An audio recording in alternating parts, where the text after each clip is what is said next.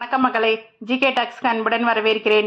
இந்த வீடியோவில் நம்ம என்ன பார்க்க போகிறோம்னா, இன்னைக்கு யார் எவிக்ட் ஆயிருக்காங்கன்ற டீட்டெயில் தான் பார்க்க போகிறோம். இன்னைக்கு ஒரு மிட் வீக் எவிக்ஷன் நடந்திருக்கு. இன்னைக்கு எல்லாரும் ஆளுக்கு ஒரு ரூமில் போயிடணும். எந்த ரூம் ஓப்பன் ஆகுதோ அவங்க சேவ்டு, எது ஓப்பன் ஆகலையோ அவங்க தான் எலிமினேட்டட் இன்னைக்கு. அதனால எல்லாரும் ஆளுக்கு ஒரு ரூமில் போயிட்டாங்க.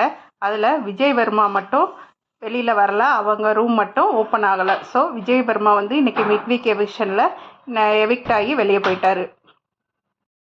ஓட்டிங் லிஸ்ட்டில் first Archana, second Mani, third Dinesh, fourth Vishnu, fifth Maya, sixth Vijay Varma இருந்தது.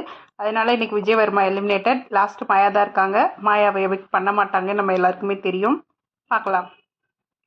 காலையில் சரவணன் விக்ரம் உள்ளே போயிருந்தாரு. போய் மறுபடியும் அதே மாதிரி மாயா கேங் கூட சேர்ந்து சொம்படிக்க ஆரம்பிச்சிட்டாரு. கூல் சுரேஷ் என்ட்ரி ஆயிருக்காரு. அவர் ரொம்ப ஜாலியாக எல்லாரு கூடயும் பேசிக்கிட்டு இருக்காரு.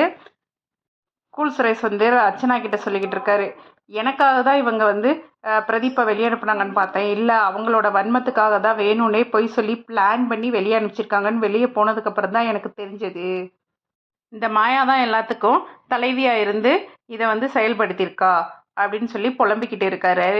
அதுக்கப்புறம் வந்த உடனே அர்ச்சனாவை தூக்கிட்டு அந்த ரூம் ஃபுல்லாக சுற்றிக்கிட்டு இருக்காரு.